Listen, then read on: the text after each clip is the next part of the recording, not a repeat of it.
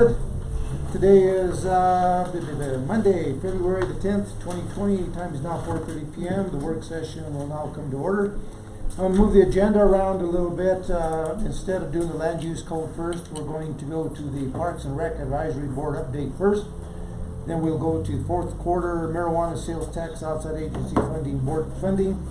And then we'll get into the land use code. The reason for the land use code last is because it's going to take pretty much all the time, so let's get started. Did everybody bring their sleeping bags? I know. Or their toothpicks for their eyelids or something like that? So let's get us with getting started with the Parks and Rec Advisory Board update. Mr. Prisoner. Okay, where do you want me for this? Well, up front. Front and center. Sit on the floor. I used to be able to cross them like We're gonna make you stand to speed up your process. Hopefully you'll wear out. Yeah, because you can't wait to get to that land use. I know. Yeah, really. Hey, how long is your presentation? 2 days. Boy, Phil, you're putting me on the spot Yes, right I off am. the bat. I'll be fairly brief. I think probably 20 minutes at tops. All right. Okay, is that good? That's good. All right. So, well, first of all, I want to say I'm just the voice of Parks and Rec. I'm not all of Parks and Rec, right? There's 7 of us on the board, and there are 3 members here. I think, well, now a 4th is just getting here. So, we have a great team, and that's important to say because you don't get a lot done unless you have a good team. You guys know that. That thing that brings all of us together on the same page here is that we all of us are volunteers. Well, even you guys are almost volunteers in city council positions, and us as Parks and Rec and also other city boards. I think we all care about Trinidad. Otherwise, we wouldn't be doing what we're doing, right? We wouldn't be spending this much time in our lives to try to make things better. So it's really our responsibility to each do our part. And our part is Parks and Recreation. So we take that pretty seriously and we're very passionate about it. We want us to be ready for what we say we are, a community whose economy is based on arts and outdoor recreation, right? I think I've heard that from Mike, who our interim city manager, from Phil, from other council members, that those 2 are sort of our pillars, right? So, to give you some background, we have, and I say we, but this is really Peggy Westmoreland put a lot of time into making these for each of you. So we have a little packet for each of you guys, and our timing on this is that we have new folks, and Frank, welcome back. Thank you, sir. Each of you has your own manual to take home and look at later, okay? Last but not least, Phil. So I'd like to use this tonight to just cover where we've been, what we've done, and where we're going. So if you'll open this up, you don't need to read through the opening letters at the beginning. You can read those on your own time, and I hope you do. But if you'll go to the first tab, and I'm sorry for everybody else that doesn't have one of these, but I'll try to cover what those things are we're covering, all right?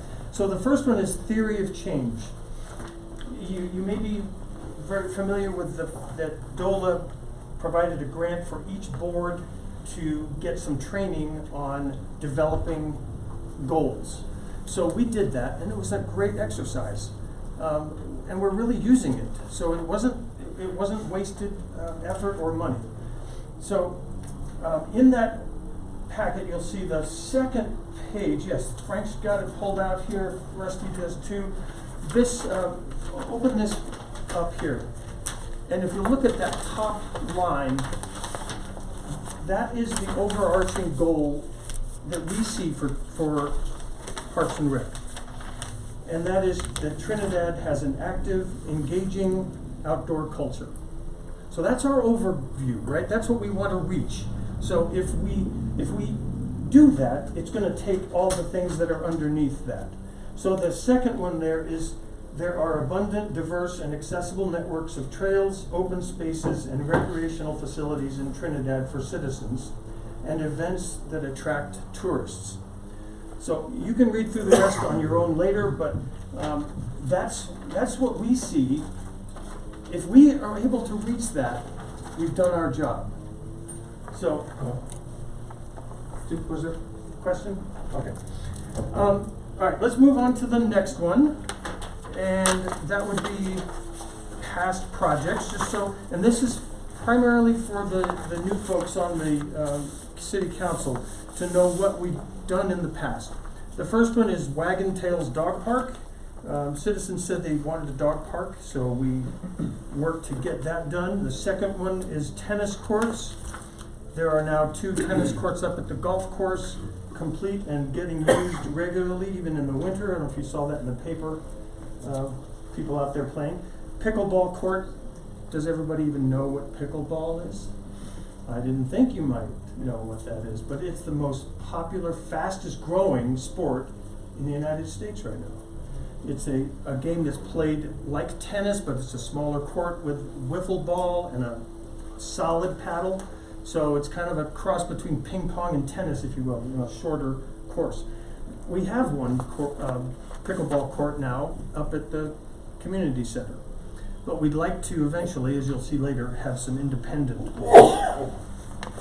Wormhole Loop Trail, so I'm sure some of you have even hiked the Wormhole Loop Trail, and that was done completely on the initiative of volunteers in our community. So it was a very satisfying project to get done. It didn't cost the city much of anything, just a little work on the parking lot. And then the trail building Bobcat, that was something that was purchased. We look forward to being able to use that for other things. It's currently, the city uses it for other items right now, but it's available once we are ready to start going full bore with trail building. Dog waste stations, those are done along the Riverwalk, on the extended Riverwalk. I know we have some downtown, but these were installed or going to be installed. Peggy, have they actually been installed yet? In the spring. In the spring, okay. So those are upcoming along the trail from the dog park out east. And wayfinding signs, Tom, Beach, is that ongoing? For the wormhole For trail? wayfinding signs, yeah, to the wormhole? Yes. Okay.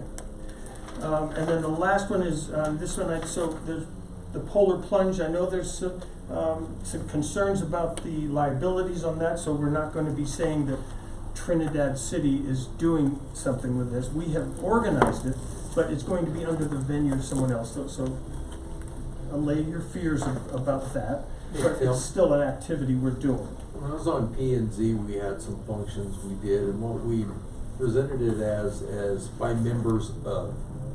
So when you do that, you remove the city from it. So if you did it by members of the Parks and Rec, then not a problem, correct? I don't believe so. All right.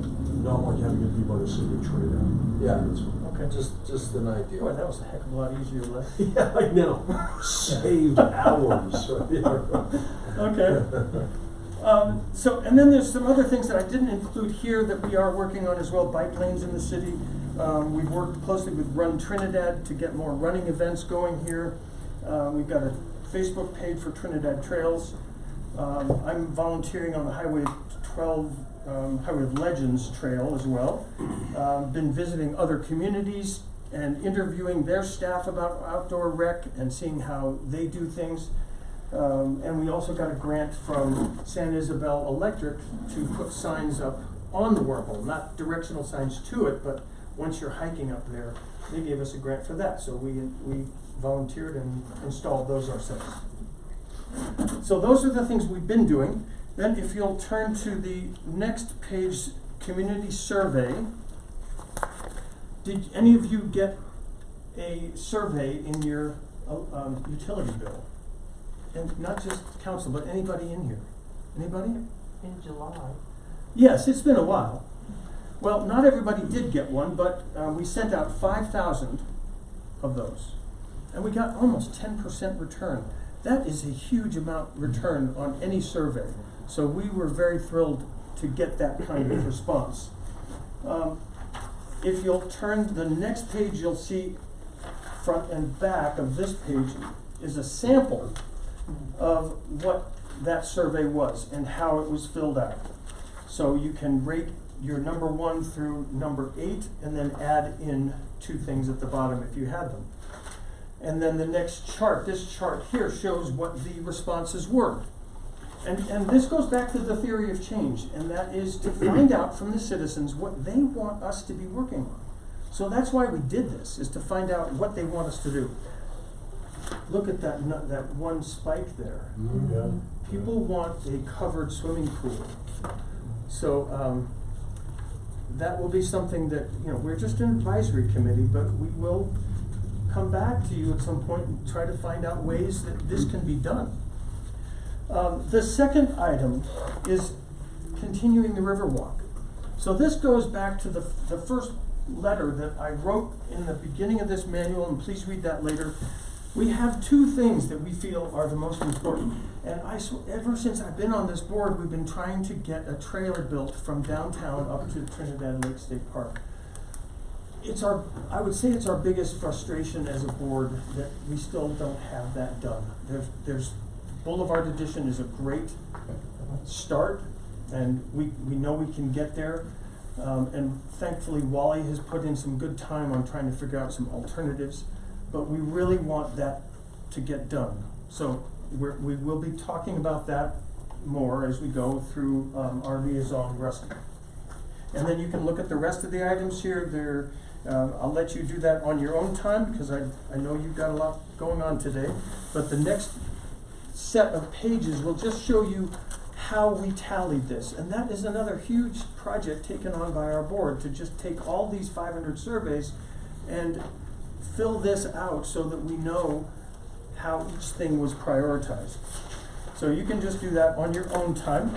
You'll see at the back of it, at the end of that section, it gets into the write-in section of what people put. And it's amazing what people put down for parks and recreation. They would like us to have big box stores and malls. So we're going to start working on that real soon. But there's some humorous ones here. There's a lot of infrastructure things that they talk about. Not really our purview, but we put it here just so you can see what people wrote. Okay, so the next page, how am I doing on time? Good. All right, we're getting close here, Phil. The next tab is trails and greenways. So we put this in here because we want you to be able to have this at your fingertips if there's ever a question about Parks and Rec. This was done in 2015. This is the Parks and Rec master plan for greenways and trails. So it's what we use as a guide to figure out where we should be going in this bigger theme. Okay, so use that as a reference for the future to know what guides us. Okay, there's no reason for us to go through it point by point now. Okay. The last tab. So I don't know if all of you know that by schooling I'm actually a geologist. I'm not a carpet guy. I was a carpet guy. I have a degree in outdoor education and geology, and I used to work in downtown Denver. And I'd walk around downtown Denver on my lunch hour, and my wife doesn't understand why I did this, but I love watching high-rises get built, and I used to do that on my lunch hour. And one of my hero developers at that time was Dana Crawford. So I'm just, in my 20s, working in downtown Denver, just knew that name and was really thrilled that she was doing all this cool stuff. Fast forward, and now here's Dana Crawford in the town I chose to live in 20 years ago. And I get to have a one-on-one meeting with Dana Crawford a few times now. And one of those meetings, I was just saying, wow, it's really cool what you and Jay and all these other people are doing in our town.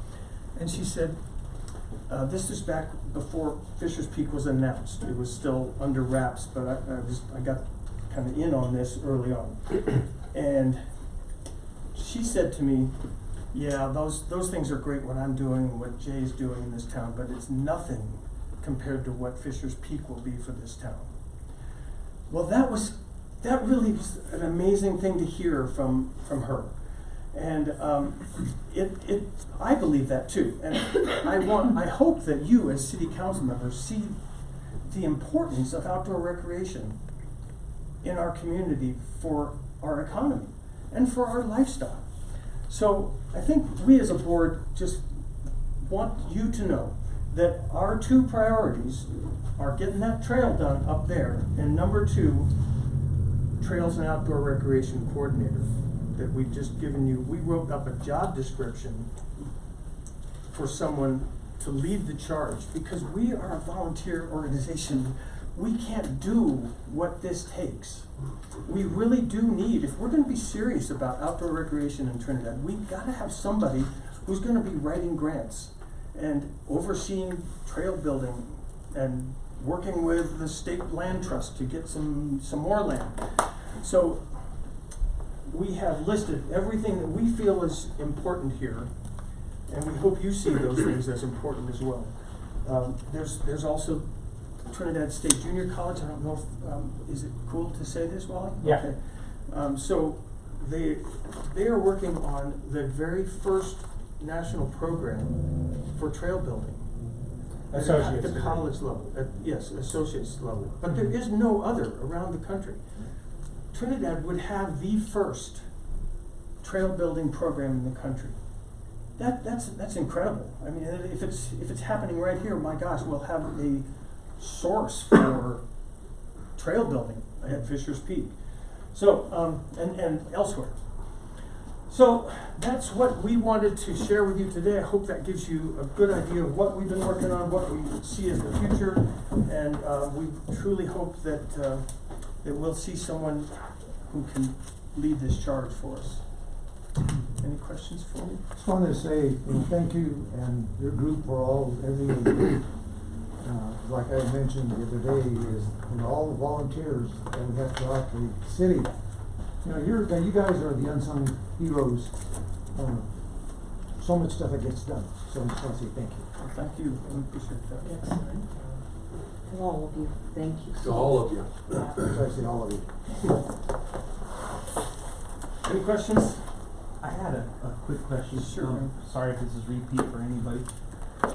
Tim, has there been any comparisons, investigations, anything along that line of other cities that are that have tourism based on hiking, biking, trail systems? I mean, like, I know, you go over to Fruta and that's about a million mountain bikers a day. Yes. An exaggeration, but has there been any comparison or study to look at the possibility of what that would generate? There hasn't been a study, but I personally went to Fruta and I interviewed their city manager and their outdoor rec guy, who's actually from Raton, their outdoor rec guy. He's a really cool guy, and connections to Trinidad. And they told me that this is just Fruta, and I have spoken to other cities as well, but Fruta said in the spring and fall, their tax revenues go up 25%, which is their peak season for mountain biking.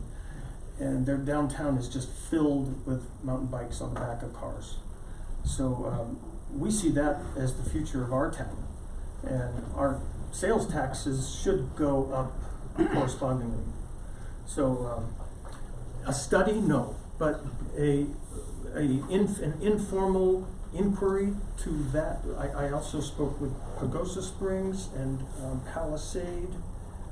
If you're familiar with Palisade, they're doing a really cool thing called the Palisade Plunge, which they drive people up to the top of the trail by Powderhorn ski area, and then they can ride their mountain bikes downhill 26 miles right into downtown. So I'd love to see something like that here at Fisher's Peak. Palisade, Pagosa, Salida, Cortez, and some of these I actually visited too and interviewed their outdoor rec people, and others I spoke on the phone. But just to get an idea of how big it was to them, and Cortez and Fruta both said it was like transformational for their towns in terms of taxes and revenue. Well, here's something that, and I expressed this the other night. Cause CU students did a study last year of what Fisher's Peak would do. And they're estimated on the low end, 50,000 tourists to the tune of about $3.8 million in tax revenue, or in revenue, not tax revenue, but revenue for the area. That is their I think estimation, Howard and mentioned that that's the those- low end. That was like $76 per person spending, and Howard and I just had this conversation earlier, that most people are gonna spend more than that, so, yeah.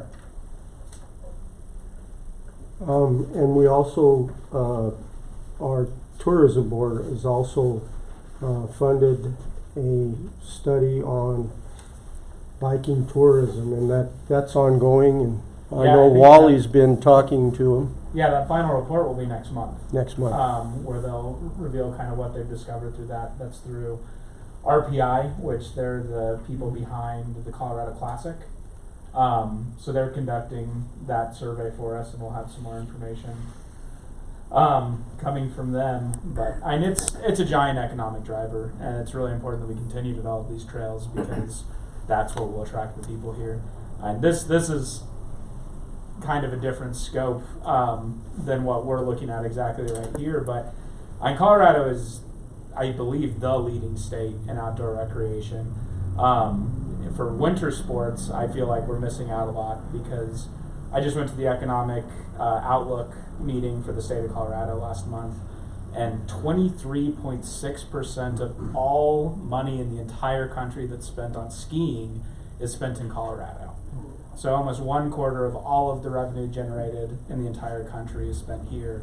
And by us not finding some way to tap into that winter sport industry, we're losing a lot of money that we could be making. And kind of what I've heard with our mountain biking industry here is that we really could be the option for people that are looking to go biking in the wintertime, when they can't go to other prime places in high country where it is more of a ski time of the year. So there's definitely some huge financial benefits to us developing our trail systems and really investing in our outdoor rec industry.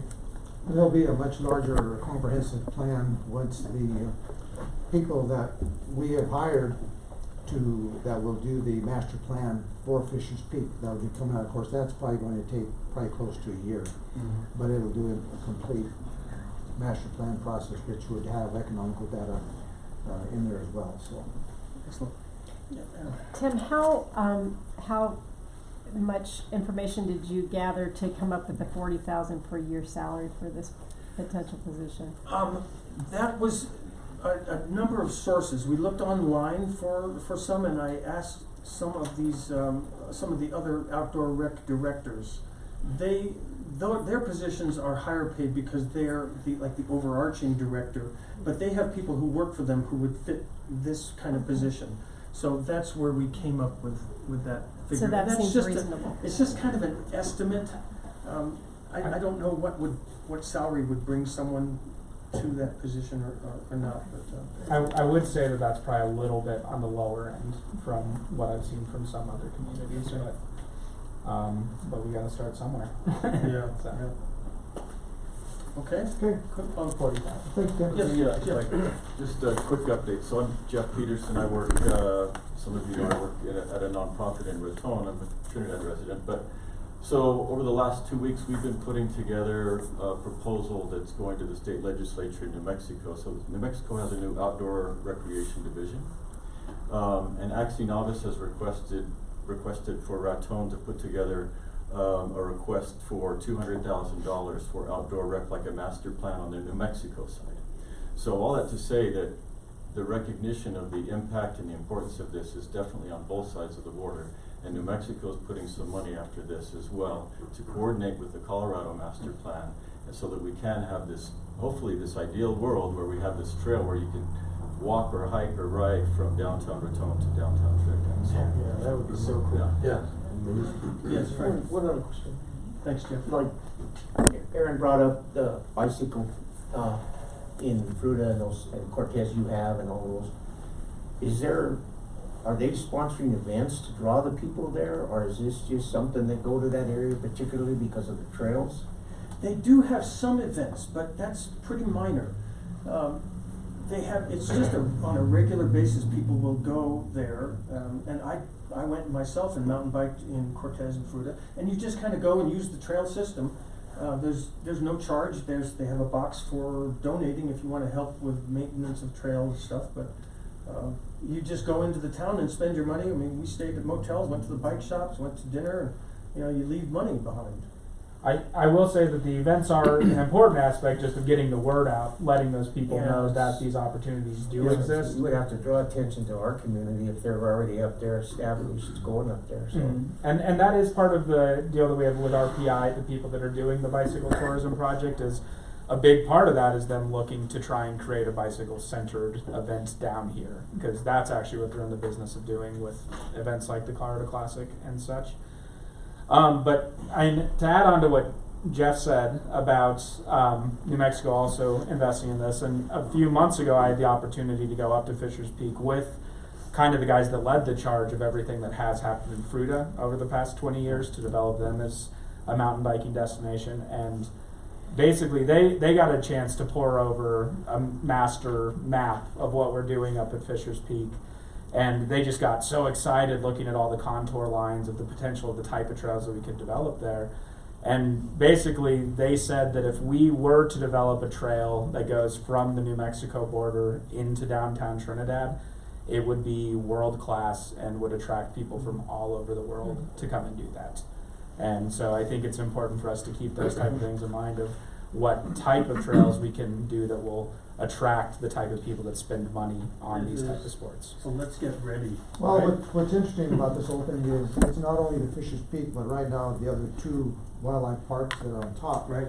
Plus then the Sugar Ray Canyon, so there's gonna be close to 40,000 acres of open space. And I know that, I'm not sure if it's the Nature Conservancy or Trust for Public Land, they're looking at some additional property on the New Mexico side Right. as well. So, I mean, this thing could cause a huge explosion of open space in the near future. Who knows? Yeah. And some people I've spoken to, I spoke to a lady from Steamboat she said, be careful what you wish for, because it gets, sometimes it can get out of control. So we just have to plan this. And so our message today is just let's get ready for this and plan it well. Well, you were at the State of the City the other night, and that was one of my opening comments is community readiness. How do we get ready for what's coming? Yeah. Cool. Well, Okay, thank you guys. thank you very much. I appreciate it. Thank you, Tim.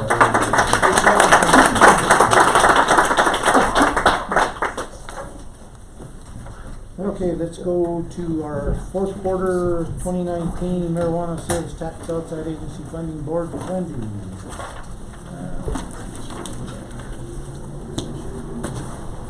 Sorry.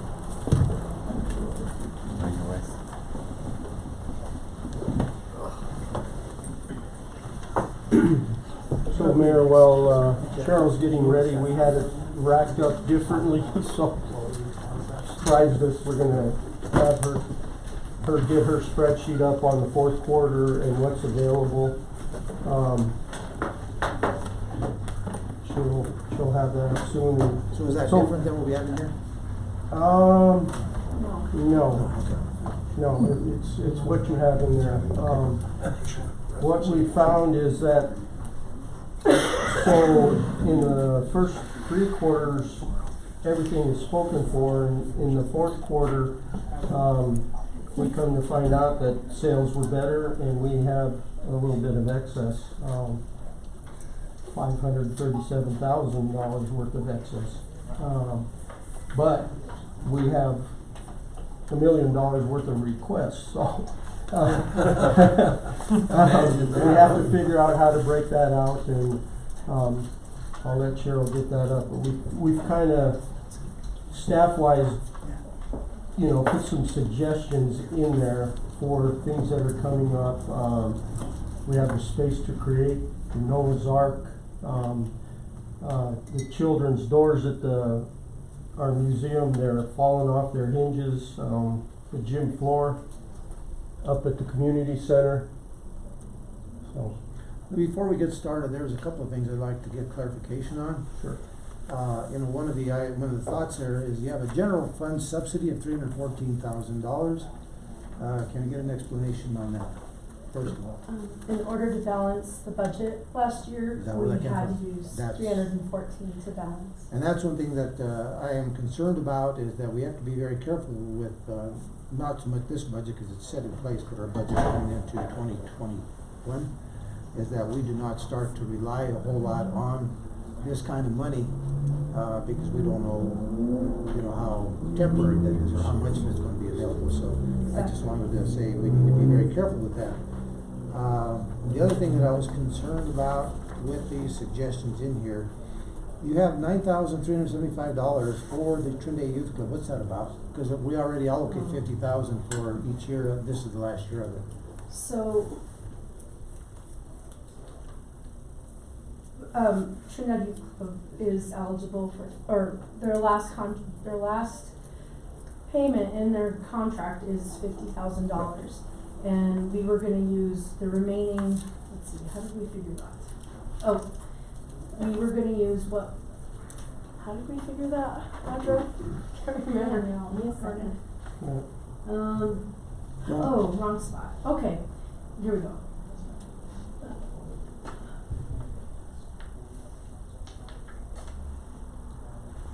Because the $50,000, it eats too much into the first quarter than what we've expected, and I know that Councilwoman Grego doesn't want to allocate until we've actually received it. And last year, we allocated $50,000, and then there was no money available for the second and most of the third quarter. So you're gonna do this incrementally, is what you're saying? We're gonna use the amount available for the first quarter, which is whatever I've budgeted, and then this is the remainder to balance them. So that we don't overexpend, outside funding. So the total requests. amount in the end will only be 50,000? Correct. This is not Yes, extra. that's correct. Okay. The last thing I saw in here is you have fourth quarter allocations of $69,000. What's that? So that is what is finally available for the outside funding requests. Okay. We don't know what those are. We didn't actually have funding available until this quarter. So we're just gonna have council allocate it, and then we'll review applications from those outside funding requests. And then they'll come forward to council with our recommendation, and then council goes ahead and says, yes, we award this to whatever group, up to $69,000. And So- we'll go get into that, but I have Yeah. one item that I'll talk to you about. So, to add to that, council passed a resolution of the 30-65-5, on how things are broken out, and along with that, there was an application process that was developed, and council liked it, but with no monies available to the first 3 quarters, we didn't make a call.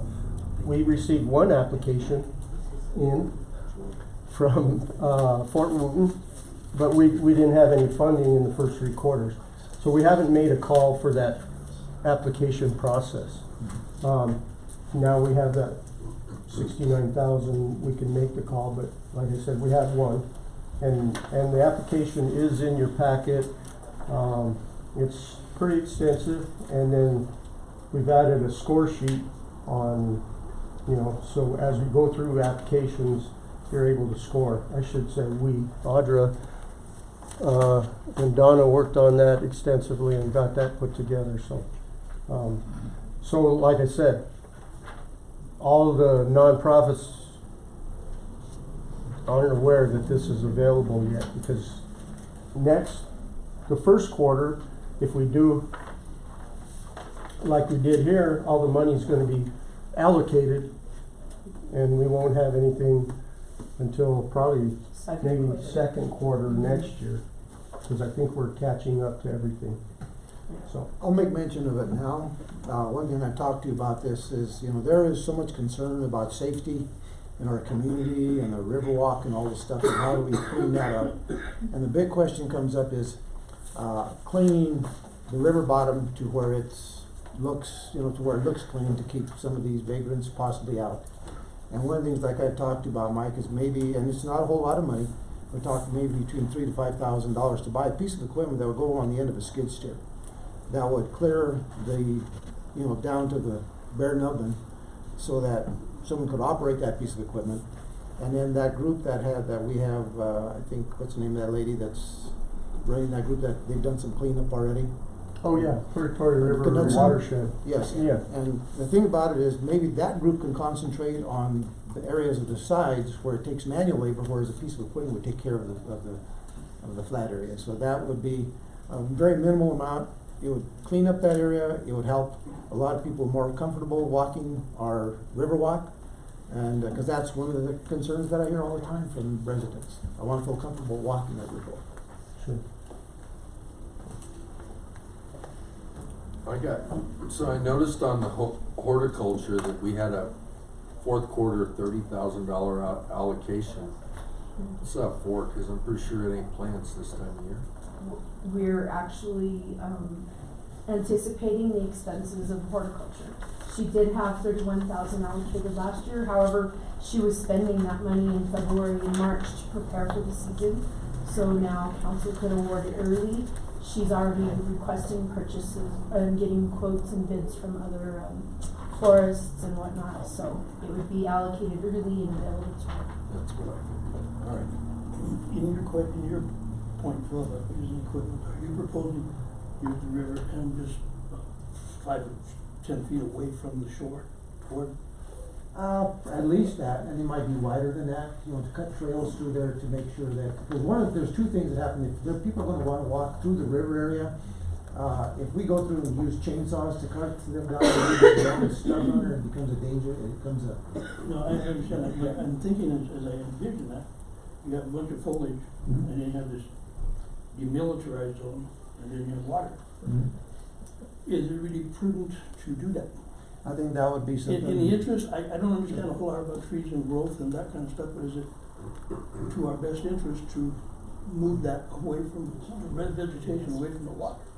And part of what I'm saying is, I sit up there and I listen to people complain about needles everywhere, and you would think you couldn't walk from the police department parking lot to the courthouse without stepping on 2 needles to listen to the complaints, and that's not the case.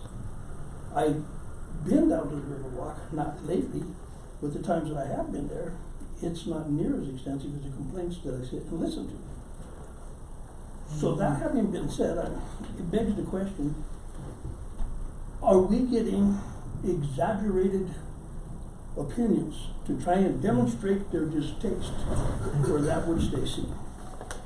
Or is it a true and accurate assessment of the situation? This morning I was at the Partnership for a Drug-Free Community meeting, and I sat with we separate into groups. I sat with law enforcement, so I talked extensively with Chief Glorioso about this, and what he's saying is that if we could clean away the brush, the parts of that land down there that people hide behind, that people, they can't put cameras down there because there's no sight view, there's too much in the way. Okay. So it would have to be well thought out, of course. You wouldn't just do it recklessly, and you would do it, I'm sure, in conjunction with the folks that are part of the Purgatory River conservation group. But it could be cleaned out. It would make it safer because there are fewer places to lurk about in the dark. And I understand that. I suppose if I were more active in that kind of program, I'd have a better understanding of it. My point is, are we getting an accurate picture of the situation down there, or are we getting exaggerated fear? Mr. Matei, just as a counterpoint to what you mentioned, it's probably been about 6 weeks. We had a really nice warm weather day, so this is not, Understood. this wasn't yesterday. About 6 weeks ago, I took my son, who just learned to ride a bike, and my plan was to walk from the gas department, or I should say jog from the gas department up to Safeway with him. He just learned to ride. Long story short, I ended up putting him on my shoulders and carrying his bike due to the number of obstacles we encountered. And to your point, not one of them was a hypodermic needle, but there was various amounts of feces on the trail, whether that was animal or human, I couldn't tell you. But due to where it was and the how it was made up, I really suspected it was human. It was right near where that waterfall was. And then, in several areas, and I mean several areas, just broken glass and bottles everywhere, Understood. so. And I would say, to the city's credit, someone is coming through and cleaning that up on a periodic basis, so maybe in removing some of this vegetation, you're helping that. Okay. I mean, I think what we got, Over here. you know, we were talking about cleaning that brush up and Mike, I think you were on the council when I was there. We had a organization come down and we paid them to clean the riverbed out, take all the trees out and everything. And that was a good thing because the trees suck a lot of water out of that river. And it also added, and it really made a big difference there. The only issue there was we kind of chainsawed most of it and a lot of it came back. And the girl that was doing the Purgatory Valley, I talked to her and she told me that when they do a section now, they come back with a veg killer and they shouldn't have that problem anymore. But I think it's a good idea for the water preservation to cut all those trees and, you know, get it where it's reasonable to walk. And if you want to go fishing down there, at least you can walk there without getting all the brush and everything in it. Well, the reason why I bring a piece of equipment is that, you know, if the periodic maintenance it's gonna take, be a lot less time consuming. Right. And we won't have to be putting in so much money into, like, we got what, I forget what that grant was that we got that for Julie Knudsen to work with. But those type of grants may not be available in the future, but if we have something that we could do, it would be a lot quicker. And one other question, I mean, and I don't know if you guys, and Howard's gone, Lackey. When I was here, on the last council, he was talking to the water conservative boards and the different organizations to build some pools. Did that ever go through or anything happen on that? They've done 3 sections of the river, so, Right. yes. That's where did you see the picture of that great big fish?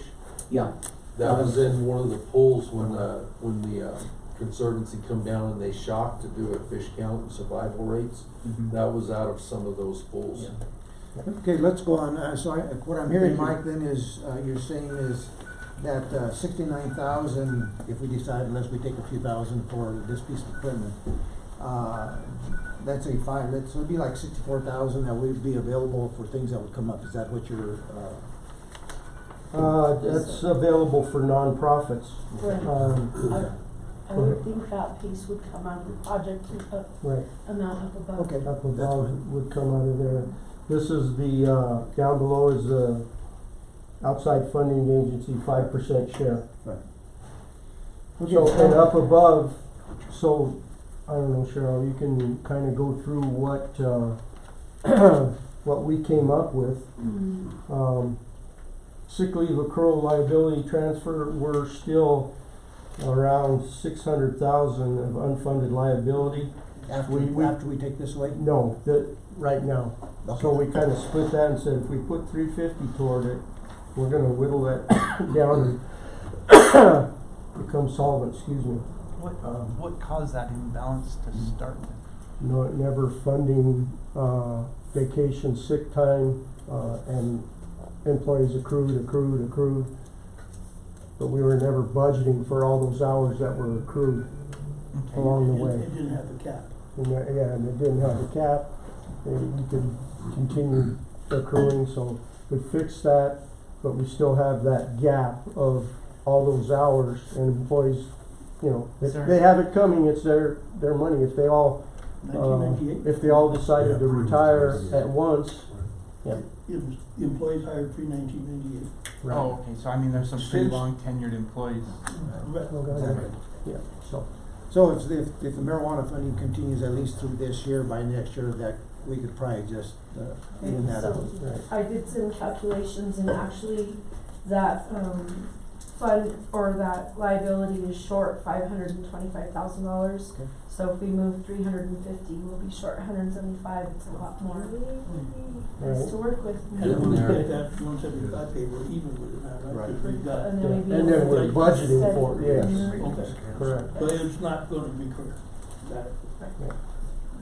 So we're So- close, and we do have the utility funds already we have funding set aside for those liabilities. They've been handled. The general fund is the only one that needs to be. So that money, any money that's taken out of that fund, is that being put into our other fund, one of our other reserve funds? We have it in an investment account. Investment yes. account, so Mhm. there could be some offsets because of the amount of interest that we Yes. receive, so And that then- needs to help.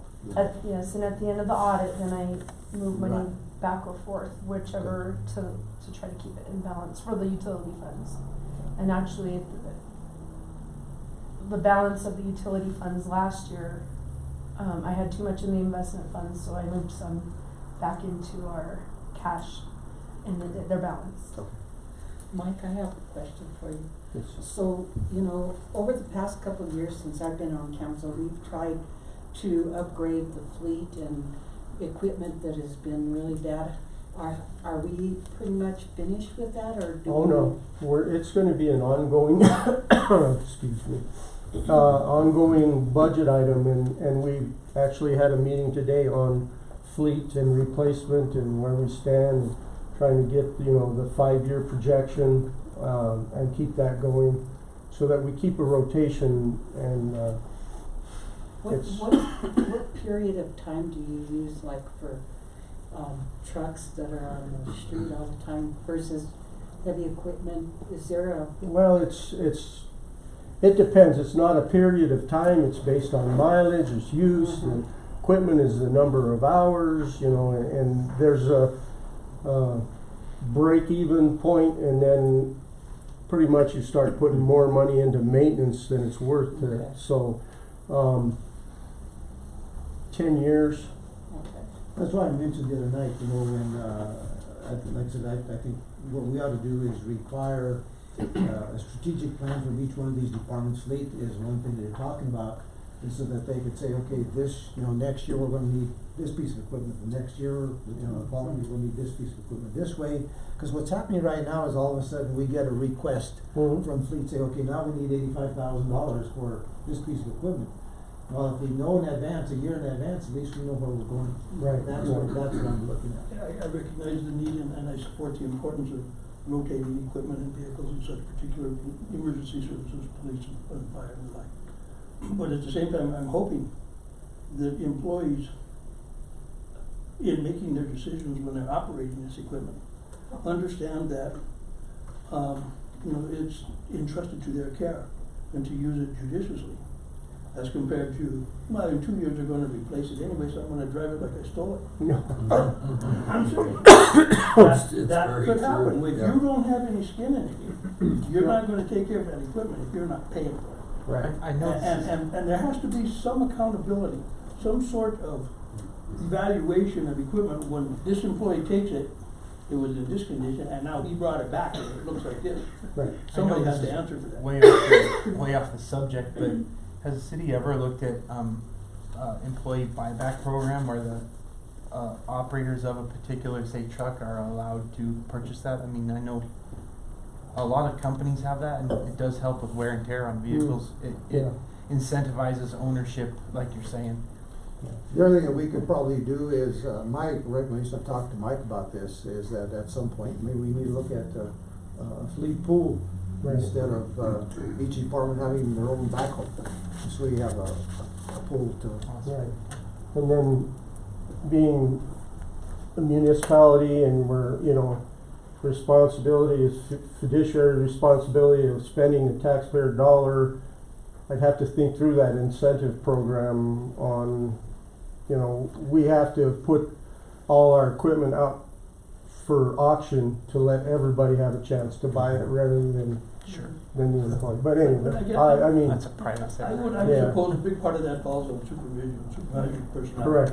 To monitor equipment, and at shift change, when somebody brings a truck with a tailgate hanging off of it, they gotta ask, Right.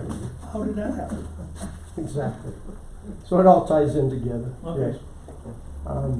Eric, what's got? I have a question. I wanna understand this general fund subsidy of $314,000. I don't quite understand that. So last year, when we presented the 2019 budget, we were $314,000 short in the general fund. We we deviate our expenses from one time to ongoing, and the ongoing expenses were $314,000 short, meaning mostly salaries and operations. We weren't, general fund wasn't bringing in enough revenue to cover those costs, so we had to fill in the gap with marijuana money. And that's why I mentioned earlier that we're going to have to be a lot more judicious as far, going into 2021 budget towards that. That's Right. a lot of us. Where was so it was salaries or something that we weren't budgeted for? It's the ongoing expenses that are gonna occur the same year after year after year. And then we have a category called one-time expenses, and those are, we bought we bought new vehicles, we bought, travel and training, for example, certain conferences. It's a little bit difficult, but we break up expenses that we can't eliminate versus expenses that are just a one-time purchase. So how do we get more careful about that? I mean, how does city council make some directive so that we're not facing that again next year? Well, I think what has to happen is when they start looking at the budget for next year, some of those areas, do we have to make cuts? Do we have to, we might have to make some hard decisions. Right, we've trimmed the budget down extensively this last budget round. Because of public safety, we added 3 officers. Well, that's adding more to it. We have requests, well, he's left, but a trail coordinator, add $40,000 plus benefits, so that's $60,000.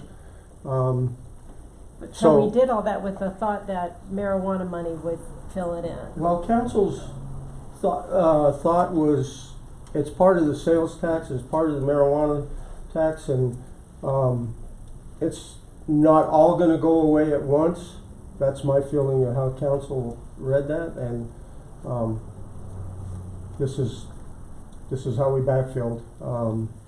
We have to be more diligent with our budget, and I got to commend the department heads they've trimmed everything they can. So. Can I, Well, may I add some? No, after you, ma'am. Beauty before age. Okay, well, I was saying. No, your hair's nicer, but I think what you have to look at too, Aaron, are some of the expenses that we know are gonna occur, such as insurance, property and casualty insurance, workman's compensation insurance, health insurance for the employees. Those 3 areas and wages in and of itself fluctuate so much from one year to the next that there's no way you can I don't think there's a way that you can budget for it, and cross fingers that you make that figure.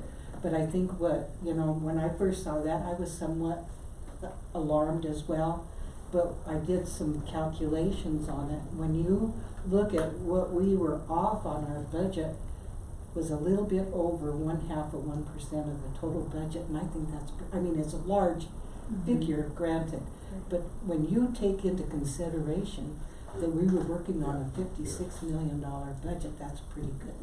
I understand that. Yep. Right, am I right? It's the general fund though that we're considering, Yeah. so I don't Well, really have that's why that it makes it look so big. So, Yeah. Yeah.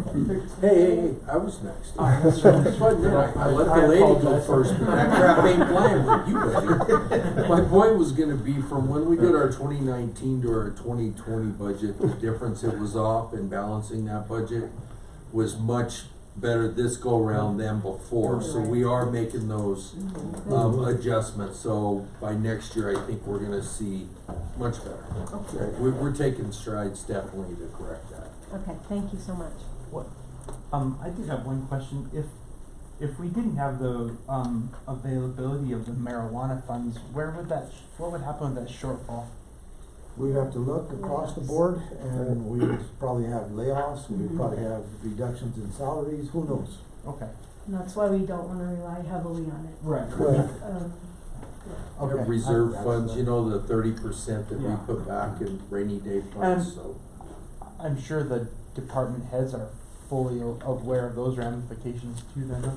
Yeah. It should be. Yes, they are. Already, That yeah. happened before we got the marijuana. And we were falling farther Right. behind with dilapidated equipment that we just had the ability to replace. And as we were making those cuts, we were falling farther and farther and farther behind.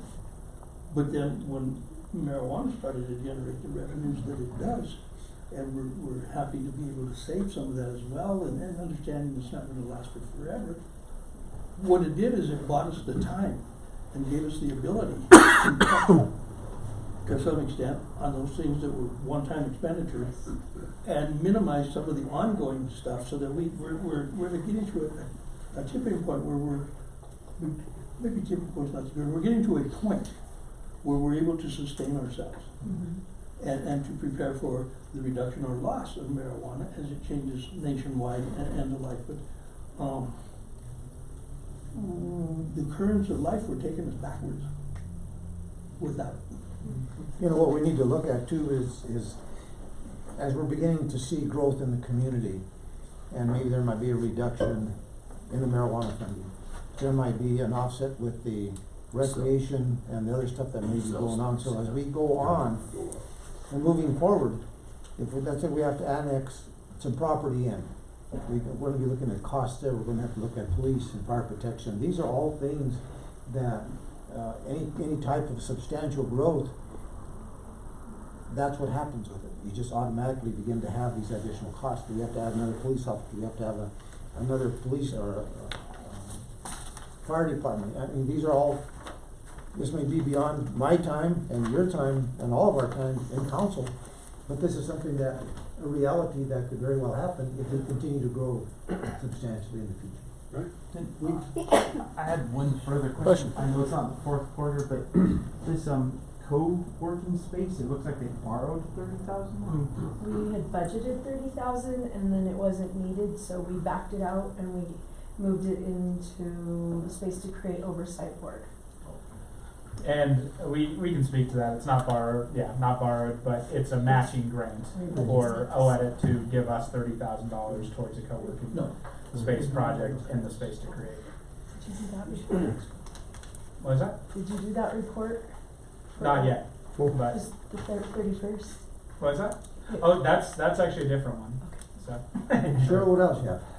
Okay, to answer your question, last year's general fund budget was 13,369,000 and 2.3% of it is filled by marijuana. Oh, okay. That's the subsidy, 2.3%, which Okay. I think is very minimal. Right. We'd like to probably keep it in that area. Right. Okay, the next item, we discussed the $350,000 for the sick leave accrual. And then we're gonna budget $30,000 earlier than first quarter next year, or this year. Wow, I'm in 3 different years right now. $30,000 early because she is already starting to spend it. If we wait till the first quarter, it wouldn't get approved until late November, or late April, 1st of May, and she's already planting. Right. Okay. And then we have, like Mike said, the community center gym floor and the children's museum garage doors. These are just housekeeping items. And then the remainder we can go on to boards and commissions. So boards and commissions had been allotted $150,000. They were only able to come up with $92,000 worth of expenses. So in order to fund them for the 2019 year, they needed $92,000. So that's what's going on with them. And with that being said, let me jump in here, Cheryl. Yes. I've got a lot of requests from boards and commissions, whether that's gonna be there next year, that 150,000. So just planning for the first quarter of next year, whether we'd like to hear council, if they wanna do that. Their contention is that this is the first time they've ever had that kind of money, and and they had to follow all these rules, and they didn't know how, and so next year they're already looking to next year to want to. My personal opinion is we don't put it out there. The reason why is because you put a candy out there and the kids are going to go for it. So what we do is we ask them what projects that they anticipate for this year, and they propose and they come back to us, and then we make that decision of whether or not we have that money to allocate. That's my feeling. Well, that's why I brought that up, cause Right. they're asking, so I appreciate that, and, you know. Just to back that up, shovel-ready projects, they're gonna get expended.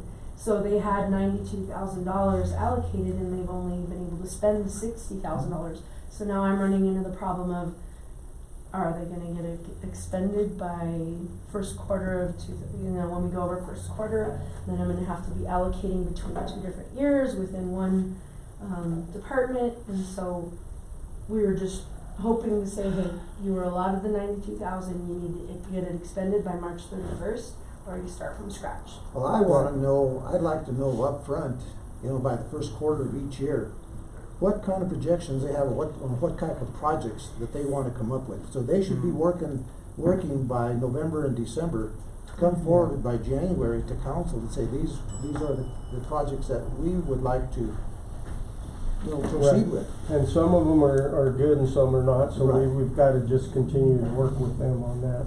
Well, having been on the other side of that, on boards that are trying to negotiate with the city about that stuff, I think it's really important that it's a clear message, because sometimes we were told, oh wait, don't apply now, just wait till later on in the year.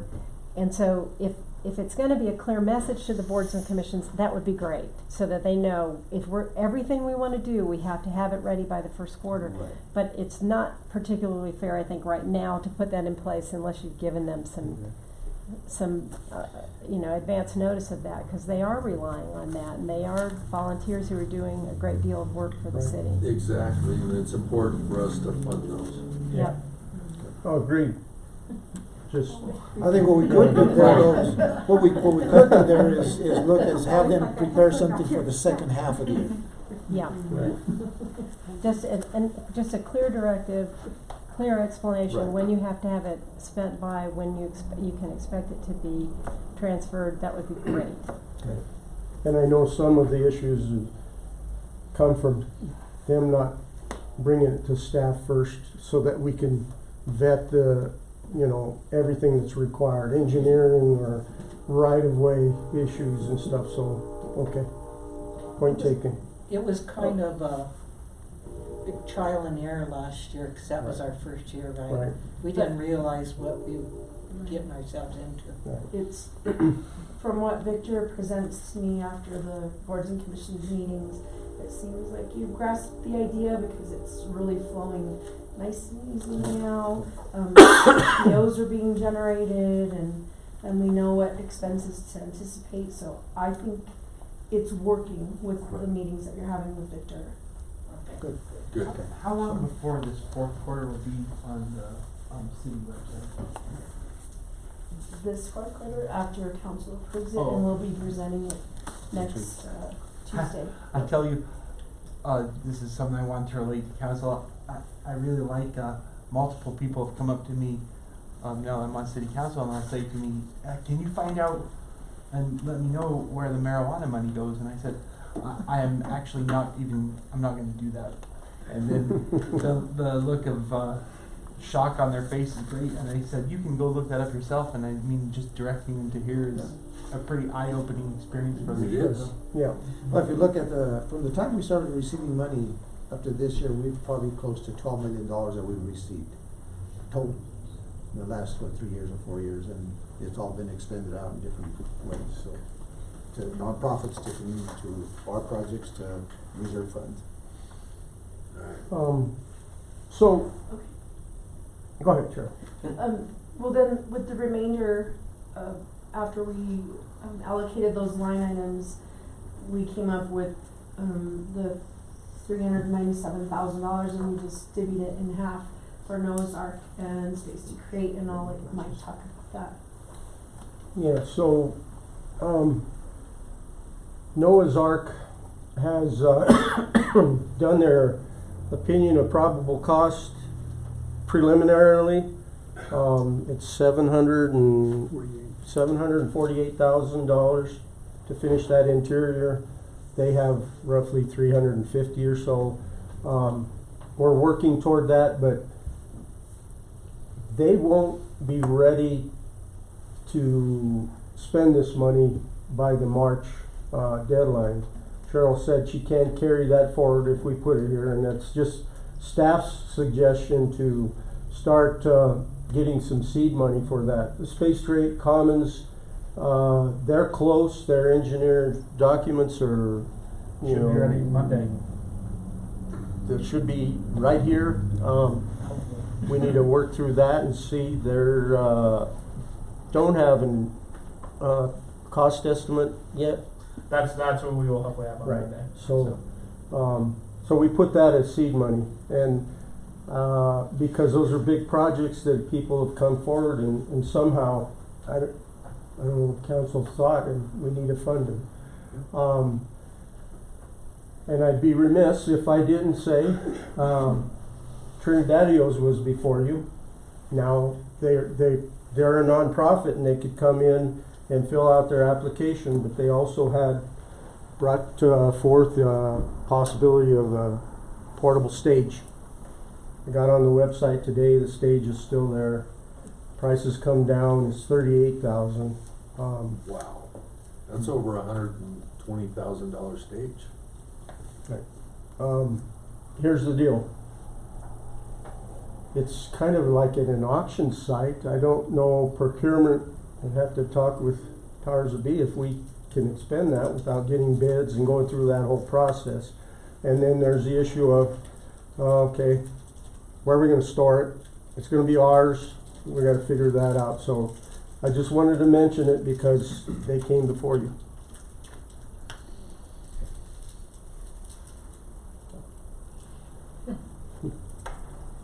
Thanks.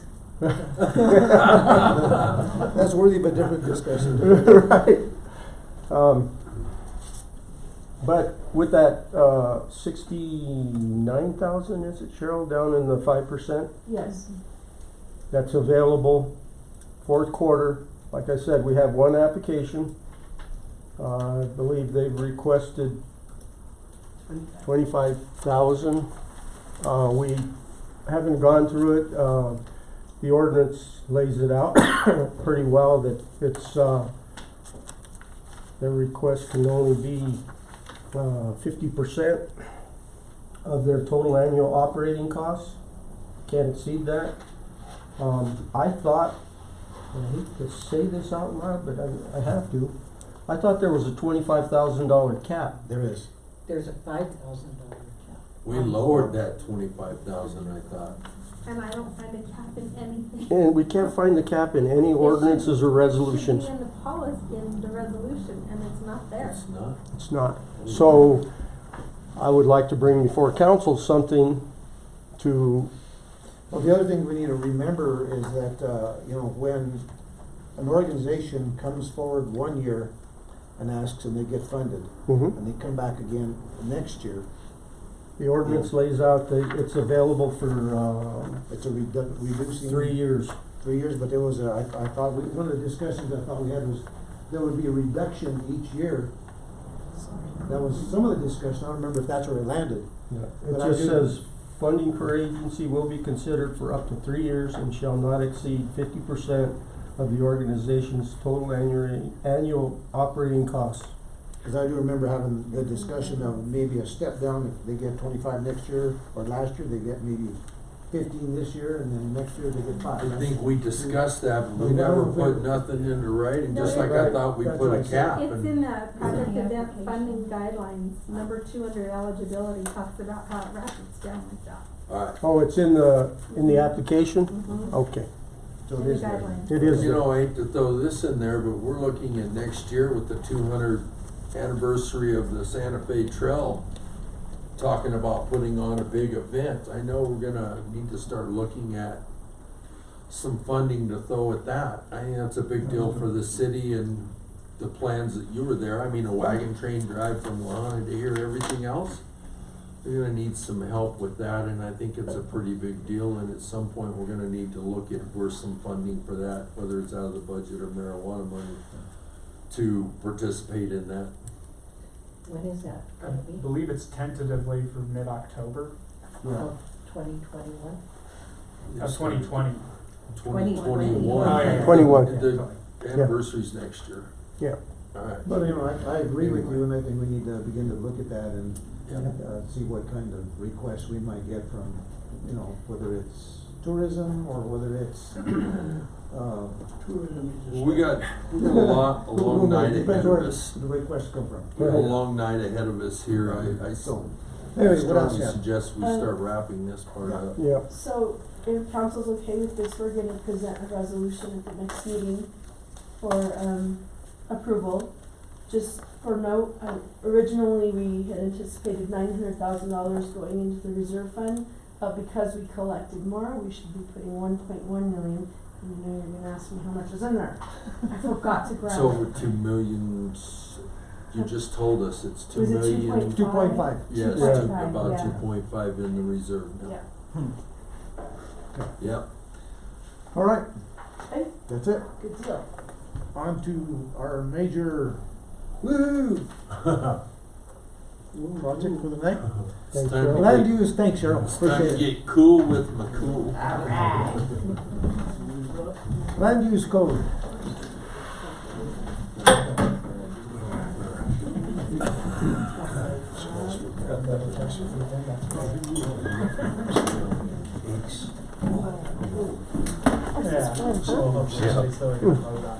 You gonna take about 5 minutes? Oh, that food